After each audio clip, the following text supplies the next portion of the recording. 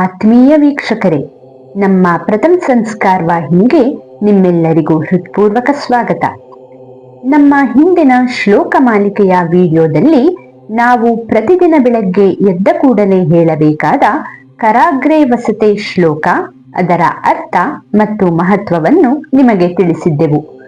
ನೀವಿನ್ನು ಆ ವಿಡಿಯೋ ನೋಡಿಲ್ಲ ಎಂದಾದಲ್ಲಿ ಕೆಳಗೆ ಡಿಸ್ಕ್ರಿಪ್ಷನ್ ಬಾಕ್ಸ್ನಲ್ಲಿ ಕೊಟ್ಟಿರುವ ಲಿಂಕ್ ಮೇಲೆ ಕ್ಲಿಕ್ ಮಾಡಿ ಮತ್ತು ವಿಡಿಯೋ ನೋಡಿ. ಆ ವಿಡಿಯೋದಲ್ಲಿ ನಾವು ಕರಾಗ್ರೆ ವಸತೆ ಎಂಬ ಪುಟ್ಟ ಶ್ಲೋಕ ಹೇಗೆ ನಮಗೆ ನಮ್ಮೊಳಗಿನ ಶಕ್ತಿಯನ್ನು ಪರಿಚಯಿಸುತ್ತದೆ ಎಂಬುದನ್ನು ವಿಸ್ತಾರವಾಗಿ ತಿಳಿಸಿದ್ದೆವು. ಇಂದಿನ ನಮ್ಮ ಕಥಾಹಂದರದ ಈ ವಿಡಿಯೋದಲ್ಲಿ ನಾವು ಅದಕ್ಕೆ ಸಂಬಂಧಪಟ್ಟಂತಹ ಒಂದು ಕಥೆಯನ್ನು ನಿಮ್ಮೊಂದಿಗೆ ಹಂಚಿಕೊಳ್ಳಲಿದ್ದೇವೆ. ಪ್ರತಿ ಮನುಷ್ಯನ ಒಳಗೂ ಅಪಾರ ಶಕ್ತಿ ಮತ್ತು ಸಾಮರ್ಥ್ಯ ಅಡಗಿರುತ್ತದೆ. ಆದರೆ ಹಲವು ಬಾರಿ ನಮಗೆ ಅದರ ಅರಿವೇ ಇರುವುದಿಲ್ಲ. ಆಗ ನಮಗೆ ನಮ್ಮಲ್ಲಿ ಅಡಗಿರುವ ಶಕ್ತಿಯ ಅರಿವು ಮೂಡಿಸಲು ಒಂದು ಪ್ರೇರಣೆ ಅಥವಾ ಒಬ್ಬ ಪ್ರೇರಕನ ಅವಶ್ಯಕತೆ ಇರುತ್ತದೆ. ಅದು ದೈವಶಕ್ತಿ ಇರಬಹುದು ಅಥವಾ ನಮ್ಮ ಪಾಲಿನ ದೇವರ ರೂಪದಲ್ಲಿ ಬರುವ ತಂದೆ ತಾಯಿಗಳು, ಗುರುಗಳು ಅಥವಾ ನಮ್ಮ ಹಿತೈಷಿಗಳಿರಬಹುದು. ಹೀಗೆ ನಮ್ಮವರು ನಮಗೆ ನಮ್ಮ ಶಕ್ತಿಯನ್ನು ನೆನಪಿಸಿದಾಗ ನಾವು ಅದ್ಭುತಗಳನ್ನೇ ಸಾಧಿಸಬಹುದು. ಇದಕ್ಕೆ ರಾಮಾಯಣದಲ್ಲಿ ನಡೆದ ಒಂದು ಮಹತ್ವದ ಘಟನೆಯೇ ಸಾಕ್ಷಿ. ಇಂದಿನ ಕಥಾಹಂದರದಲ್ಲಿ ನಾವು ನಿಮ್ಮೊಂದಿಗೆ ರಾಮಾಯಣದ ಕಥೆಗೆ ಮಹತ್ವದ ತಿರುವು ನೀಡಿದ ಆ ಘಟನೆಯನ್ನು ಹಂಚಿಕೊಳ್ಳಲಿದ್ದೇವೆ. ತಪ್ಪದೆ ಕೊನೆವರೆಗೂ ವಿಡಿಯೋ ನೋಡಿ ಮತ್ತು ಲೈಕ್ ಮತ್ತು ಶೇರ್ ಮಾಡೋದನ್ನ ಮರಿಬೇಡಿ. ವನವಾಸದಲ್ಲಿದ್ದ ಸೀತಾಮಾತೆಯನ್ನು ರಾವಣ ಅಪಹರಿಸಿದ ನಂತರ ಪ್ರಭು ಶ್ರೀರಾಮಚಂದ್ರ ವಾನರ ಸೇನೆಯೊಂದಿಗೆ ಸೇರಿ ಸೀತಾಮಾತೆಗಾಗಿ ಶೋಧ ಕಾರ್ಯ ಪ್ರಾರಂಭಿಸಿದ್ದ. ಸುಗ್ರೀವ, ಹನುಮಂತ, ಜಾಂಬವಂತ, ನಳ, ನೀಲರಂತಹ ಕಪಿವೀರರನ್ನು ಒಳಗೊಂಡ ಬೃಹತ್ ವಾನರ ಸೇನೆ ಸೀತಾಮಾತೆಯನ್ನು ಹುಡುಕುತ್ತಾ ಭರತಖಂಡದ ತುತ್ತ ತುದಿಗೆ ಬಂದು ನಿಂತಿತ್ತು. ಸೀತಾಮಾತೆಯನ್ನು ಅರಸುತ್ತಾ ಧನುಷ್ಕೋಟಿ ತಲುಪಿದ್ದ ವಾನರ ಸೇನೆಗೆ ಮುಂದಿದ್ದ ವಿಶಾಲ ಹಿಂದೂ ಮಹಾಸಾಗರ ನಿರಾಸೆ ಮೂಡಿಸಿತ್ತು. ತಮ್ಮ ಅನ್ವೇಷಣೆ ಇಲ್ಲಿಗೆ ಅಂತ್ಯವಾಗಿ ಹೋಯಿತು, ಸೀತಾಮಾತೆಯನ್ನು ಹುಡುಕುವುದು ಇನ್ನು ಅಸಾಧ್ಯ ಎಂದು ಕಪಿವೀರರು ಕುಗ್ಗಿ ಹೋಗಿದ್ದರು.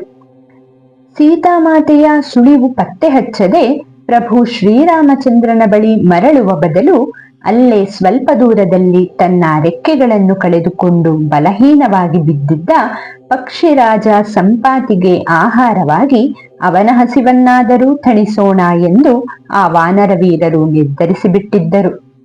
ಆದರೆ ವಿಧಿಯ ನಿಶ್ಚಯವೇ ಬೇರೆ ಇತ್ತು.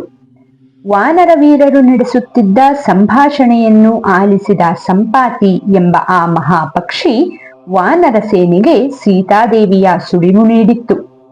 ಸೀತಾದೇವಿಯನ್ನು ರಾಕ್ಷಸರಾಜ ರಾವಣ ಆಕಾಶ ಮಾರ್ಗವಾಗಿ ತನ್ನ ಲಂಕೆಗೆ ಹೊತ್ತೊಯ್ದದ್ದನ್ನು ತಾನು ಕಣ್ಣಾರೆ ಕಂಡಿದ್ದೇನೆ ಎಂದ ಆ ವೃದ್ಧ ಪಕ್ಷಿ ತನ್ನ ತೀಕ್ಷ್ಣ ದೃಷ್ಟಿಯ ಸಹಾಯದಿಂದ ಸೀತಾಮಾತೆ ಲಂಕೆಯ ಅಶೋಕವನದಲ್ಲಿ ಏಕಾಂಗಿಯಾಗಿ ರೋಧಿಸುತ್ತಾ ಕುಳಿತಿದ್ದಾರೆ ಎಂಬ ಸಂಗತಿಯನ್ನು ವಾನರ ವೀರರಿಗೆ ತಿಳಿಸಿತ್ತು. ಸಂಪಾತಿಯ ಮೂಲಕ ಸೀತಾಮಾತೆ ಲಂಕೆಯಲ್ಲಿದ್ದಾರೆ ಎಂಬ ವಿಷಯವೇನೋ ವಾನರ ಸೇನೆಗೆ ತಿಳಿದು ಬಂತು. ಆದರೆ ತಾವು ನಿಂತಿರುವ ಸ್ಥಳದಿಂದ 100 ಯೋಜನೆ ದೂರದಲ್ಲಿ ಸಮುದ್ರದ ಮಧ್ಯದಲ್ಲಿರುವ ಲಂಕೆಯನ್ನು ತಲುಪುವುದಾದರೂ ಹೇಗೆ? ಆ ಮಹಾಸಾಗರ ವಾನರ ಸೇನೆಯ ಶಕ್ತಿಗೆ ಸವಾಲೊಡ್ಡಿತ್ತು.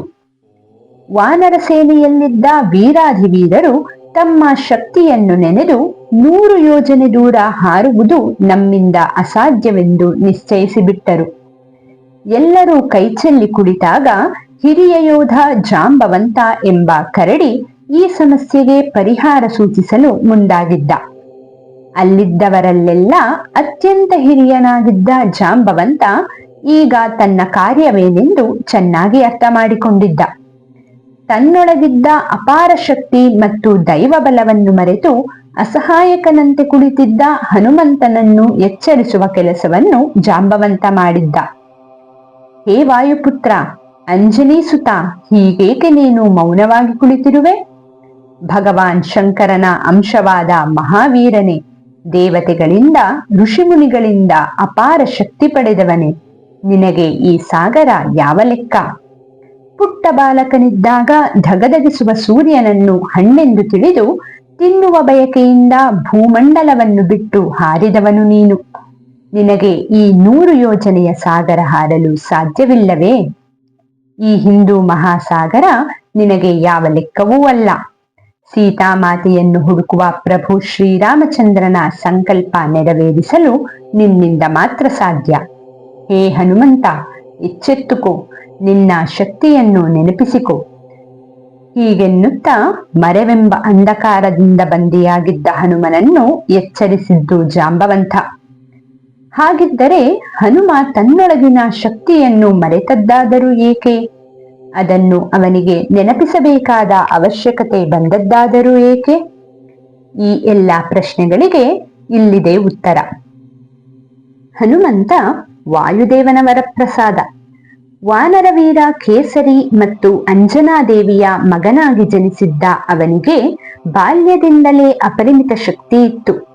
ಗಾಳಿಯಂತಹ ವೇಗ, 1000 ಆನೆಗಳಂತಹ ಬಲ, ಆಗಸಕ್ಕೆ ಚಿಮ್ಮುವ ಶಕ್ತಿ, ಹೀಗೆ ಬಾಲ ಹನುಮನ ಸಾಮರ್ಥ್ಯಕ್ಕೆ ಸಾಟಿಯೇ ಇರಲಿಲ್ಲ. ಆದರೆ ದೈವದತ್ತವಾಗಿ ದೊರೆತಿದ್ದ ಈ ಎಲ್ಲಾ ಶಕ್ತಿಯನ್ನು ಪುಟ್ಟ ಬಾಲಕನೊಬ್ಬ ಸಂಭಾಳಿಸುವುದು ಹೇಗೆ? ತನ್ನ ವಯೋಸಹಜವಾದ ಚೇಷ್ಟೆ ಮತ್ತು ತುಂಟಾಟಗಳಿಂದ ಬಾಲಹನುಮ ಈ ಶಕ್ತಿಗಳನ್ನು ಕೊಂಚ ಹೆಚ್ಚಾಗೆ ಬಳಸುತ್ತಿದ್ದ. ತನ್ನ ಶಕ್ತಿಗಳನ್ನು ಬಳಸಿ ಇತರರಿಗೆ ಕಿರಿಕಿರಿ ಉಂಟು ಮಾಡುತ್ತಿದ್ದ. ಇದರಿಂದ ಧ್ಯಾನ ತಪಸ್ಸುಗಳಲ್ಲಿ ನಿರತರಾಗಿರುತ್ತಿದ್ದ ಸಾಧು ಸಂತರಿಗೆ ಸ್ವಲ್ಪ ಹೆಚ್ಚಾಗಿಯೇ ತೊಂದರೆಯಾಗುತ್ತಿತ್ತು. ಧ್ಯಾನಮಗ್ನರಾಗಿದ್ದ ಸಾಧುಗಳನ್ನು ಹನುಮ ಒಮ್ಮೆ ಮರದ ಮೇಲೆ ಕೂರಿಸಿದರೆ ಮತ್ತೊಮ್ಮೆ ಬೆಟ್ಟದ ತುದಿಯಲ್ಲಿ ಕೂರಿಸಿ ಬಿಡುತ್ತಿದ್ದ. ಮಗದೊಮ್ಮೆ ಅವರ ಇಡೀ ಆಶ್ರಮವನ್ನೇ ಹೊತ್ತುಕೊಂಡು ಹೋಗಿ ಹರಿಯುವ ತೊರೆಗಳ ಮಧ್ಯದಲ್ಲಿ ಇಟ್ಟು ಬಿಡುತ್ತಿದ್ದ. ಮಕ್ಕಳ ಚೇಷ್ಟೆ ಹಾಗೆ ಅಲ್ಲವೇ? ಅವರಿಗೆ ತುಂಟಾಟ ಮಾಡುವುದು ಮಾತ್ರ ಗೊತ್ತು. ಆದರೆ ಅದರಿಂದ ಆಗಬಹುದಾದ ಅನಾಹುತಗಳ ಪರಿವೇ ಅವರಿಗಿರುವುದಿಲ್ಲ. ಬಾಲ ಹನುಮನ ಕಥೆಯೂ ಇದೇ ಆಗಿತ್ತು. ಹನುಮನ ಈ ಅತೀವ ತುಂಟಾಟಕ್ಕೆ ಕಡಿವಾಣ ಬೀಳಲೇಬೇಕಿತ್ತು. ಅವನಿಗೆ ತನ್ನ ಶಕ್ತಿಯನ್ನು ಜವಾಬ್ದಾರಿಯುತವಾಗಿ ಬಳಸುವಷ್ಟು ಅರಿವು ಮೂಡುವವರೆಗೂ ಅವುಗಳನ್ನು ಅಂಕೆಯಲ್ಲಿಡುವುದು ಅನಿವಾರ್ಯವಾಗಿತ್ತು.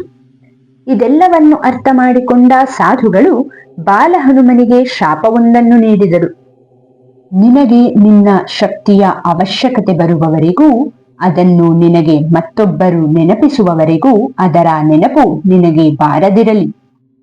ಹೀಗೆಂದು ಬಾಲ ಹನುಮನಿಗೆ ಸಾಧುಗಳು ನೀಡಿದ್ದ ಶಾಪ ವಿಮೋಚನೆಯಾದದ್ದು ಜಾಂಬವಂತನಿಂದ. ಸೀತಾಮಾತೆಯನ್ನು ಹುಡುಕಲು ಲಂಕೆಗೆ ಹಾರಬೇಕಾಗಿ ಬಂದಾಗ ಜಾಂಬವಂತ ಹನುಮನಿಗೆ ಅವನ ಶಕ್ತಿಯನ್ನು ನೆನಪಿಸಿದ್ದ. ತನ್ನ ಶಕ್ತಿಯ ಸ್ಮರಣೆಯಾದೊಡನೆ ಹನುಮ ಆಗಸದೆತ್ತರಕ್ಕೆ ಬೆಳೆದು ನಿಂತ ಮತ್ತು 100 ಯೋಜನೆ ವಿಸ್ತಾರದ ಹಿಂದೂ ಮಹಾಸಾಗರವನ್ನು ಅನಾಯಾಸವಾಗಿ ದಾಟಿಬಿಟ್ಟ. ಆತ್ಮೀಯ ವೀಕ್ಷಕರೇ, ನಮ್ಮಲ್ಲಿ ಹನುಮನಷ್ಟು ಶಕ್ತಿ ಇಲ್ಲದಿದ್ದರೂ ನಮ್ಮ ಜೀವನವನ್ನು ರೂಪಿಸಿಕೊಳ್ಳಲು ಬೇಕಾದ, ನಮ್ಮ ಬದುಕಿನಲ್ಲಿ ಬರುವ ಕಷ್ಟಗಳನ್ನು ಎದುರಿಸಲು ಬೇಕಾದ ಶಕ್ತಿಯಂತೂ ಖಂಡಿತ ಇದೆ. ಆದರೆ ಕೆಲವೊಮ್ಮೆ ಅನಿರೀಕ್ಷಿತ ಸಂದರ್ಭಗಳ ಒತ್ತಡಕ್ಕೆ ಒಳಗಾದಾಗ ನಮಗೆ ಆ ಶಕ್ತಿಯ ನೆನಪಾಗದಿರಬಹುದು. ಆಗ ನಮ್ಮ ಪೋಷಕರು, ಗುರುಗಳು ಅಥವಾ ಹಿತಚಿಂತಕರು ನಮಗೆ ಅದನ್ನು ನೆನಪಿಸುವ ಮತ್ತು ನಮ್ಮನ್ನು ಆ ಕಷ್ಟದಿಂದ ಪಾರಾಗಲು ಹುರಿದುಂಬಿಸುವ ಜಾಂಬವಂತರಾಗುತ್ತಾರೆ. ಇಂದಿನ ಯುವ ಪೀಳಿಗೆ ಜೀವನದಲ್ಲಿ ಸವಾಲುಗಳು ಎದುರಾದಾಗ ಬಹುಬೇಗ ಸೋಲೊಪ್ಪಿಕೊಳ್ಳಲು ಪ್ರಾರಂಭಿಸಿದೆ. ಅದರ ಫಲವಾಗಿಯೇ ಇಂದು ವಿದ್ಯಾರ್ಥಿಗಳಲ್ಲಿ ಖಿನ್ನತೆ ಮತ್ತು ನಿರುತ್ಸಾಹಗಳು ಮೂಡಿ ಹಲವು ಬಾರಿ ಅವು ಆತ್ಮಹತ್ಯೆಯಂತಹ ಅತಿರೇಕದ ಪ್ರಯತ್ನಗಳಿಗೆ ಎಡೆಮಾಡಿಕೊಟ್ಟಿವೆ. ಇಂತಹ ದುರಂತಗಳನ್ನು ತಪ್ಪಿಸುವುದು ಪಾಲಕರು, ಪೋಷಕರು ಮತ್ತು ಎಲ್ಲ ಗುರು ಹಿರಿಯರ ಜವಾಬ್ದಾರಿಯಾಗಿದೆ. ಮಕ್ಕಳಿಗೆ ಅವರೊಳಗಿನ ಶಕ್ತಿಯನ್ನು ಅರ್ಥ ಮಾಡಿಸೋಣ. ಅವರ ಸಾಮರ್ಥ್ಯವನ್ನು ಹೆಚ್ಚಿಸುವ ಪ್ರಯತ್ನ ಮಾಡೋಣ. ಮಕ್ಕಳು ನಮ್ಮ ಕೈಯಲ್ಲಿ ಇದು ಸಾಧ್ಯವಿಲ್ಲವೆಂದು ಕೈಚೆಲ್ಲಿ ಕುಳಿತಾಗ ಅವರಲ್ಲಿ ಆತ್ಮವಿಶ್ವಾಸ ಮತ್ತು ಹುರುಪು ತುಂಬೋಣ. ಕಷ್ಟಗಳನ್ನು ಎದುರಿಸುವ ಧೈರ್ಯ ಮತ್ತು ತಾಳ್ಮೆ ಕಲಿಸೋಣ. ಜೊತೆಗೆ ಜೀವನದ ಪ್ರತಿ ಹೆಜ್ಜೆಯಲ್ಲೂ ಉತ್ಸಾಹ ತುಂಬೋಣ. ಆ ಮೂಲಕ ಅವರ ಗೆಲುವಿಗೆ ರೂವಾರಿಗಳಾಗೋಣ. ಎಲ್ಲವನ್ನು ಸಾಧಿಸುವ ಶಕ್ತಿ ಮತ್ತು ಸಾಮರ್ಥ್ಯ ನಮ್ಮೊಳಗೆ ಇದೆ. ಅದನ್ನು ನಾವು ಅರ್ಥ ಮಾಡಿಕೊಳ್ಳಬೇಕಷ್ಟೆ. ಇಂದಿನ ನಮ್ಮ ಕಥಾಹಂದರದ ಈ ವಿಡಿಯೋ ನಿಮಗೆ ಇಷ್ಟವಾಗಿದೆ ಎಂದು ಭಾವಿಸುತ್ತೇವೆ. ವಿಡಿಯೋವನ್ನು ತಪ್ಪದೆ ನಿಮ್ಮವರೊಂದಿಗೆ ಶೇರ್ ಮಾಡಿ.